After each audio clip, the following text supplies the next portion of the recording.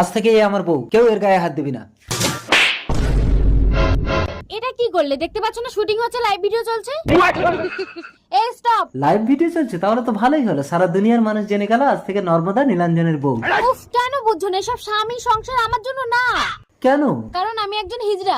না, এ হতে পারে না।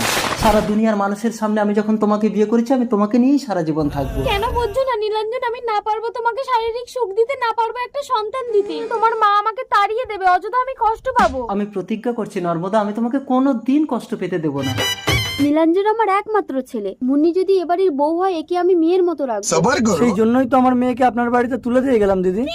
মা দেখো, আমি বিয়ে করে বউ এনেছি। বাবা, নীলাঞ্জন, আমি তো মুন্নিকে পছন্দ করে ঘরে তুলে নিয়েছিলাম। কপালে না থাকলে কি আর পাওয়া যায়? আপনি নতুন বউকে বরণ করে